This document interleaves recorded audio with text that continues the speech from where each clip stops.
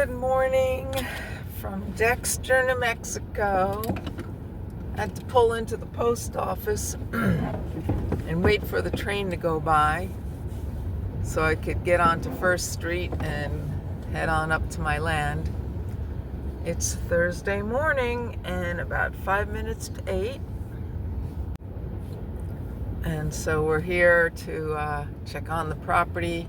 It's been probably 10 days since I've been there and 2 weeks since I did any work on weed trimming in the driveway. So I'm interested to see what's growing. And they did get a lot of rain there from thunderstorms in the past week.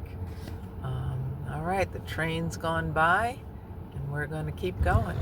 And if there's no traffic, I like to stop on the bridge and say good morning to the Pecos River, or the Pecos, some people say here.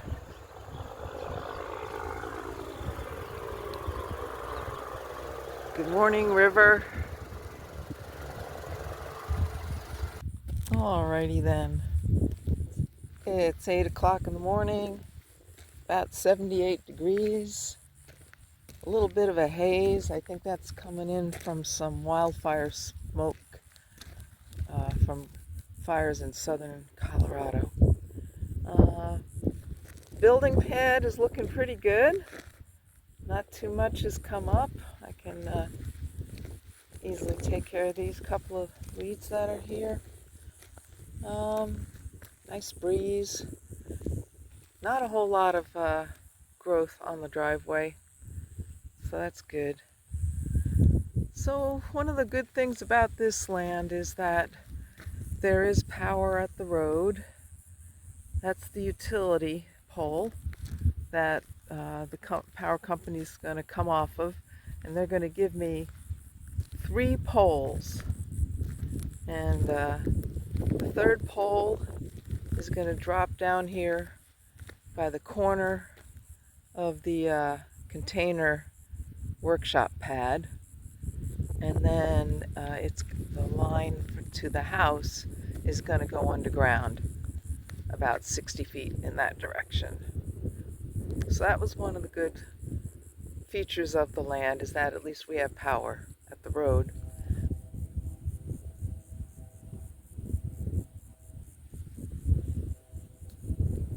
Gotta go pick up that garbage. It's not hard for a bag to get away from you around here with the windy weather that they have. Preceding some thunderstorms, they can get some pretty strong outflow winds. And this morning I brought almond butter and jelly sandwich and half an apple and a hard-boiled egg.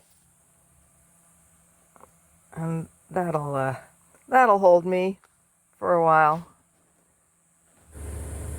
So now we're going to drive up the road about a couple miles, maybe a mile or so, to have a look at some of the pristine grassland that still remains here. I'm not sure. Maybe it was because it's in a low-lying, like a drainage area, that this grass did so well. But you will see the big difference in the landscape when we get there. So as it's just a mile up the road, and you go over this cattle guard, and look at this.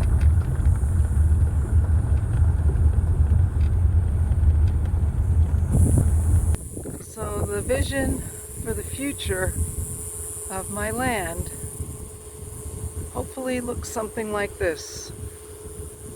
This is only 1 mile up the road from my property, and as you can see by the low amount of thorny shrubs, that this grassland has been untouched for a really long time. And and on the north side of Merlinda Road, there's a drainage ditch. That was a big old tree at one time, big old mesquite. And down here, we can see that when it rains, a lot of water flows into here. And to the east of us, there's a cattle ranch. And you can see the hoof marks here from the cattle that come up as far as the cattle guard that I just drove over. So this is the accommodation the local authorities allowed for all of the water that flows down over these hills to pass under the road. Not quite proportional to the drainage area, I think. I wonder how high the water gets in this area, because we haven't had a real significant rain yet. Well, here's a little bit of evidence. Maybe about a foot of water will sit in this basin here. I am excited to be here someday when it rains. I'll be camping out on the land soon and go out and do some night shining to see what critters abound in the night hours, but it's still too hot for me to go camping out on the land. You know, until the sun goes down, it's still up in the 90s. But soon, when there's a break in the weather, we'll get out there. So my goal for this property is to build a small, climate resilient, that means highly insulated, energy efficient homes, and have a small homestead where I can have a woodworking shop and you know, a subsistence garden, a few trees and plantings that will draw some different kinds of birds as they, this is a migratory pathway, this part of New Mexico along the Pecos River.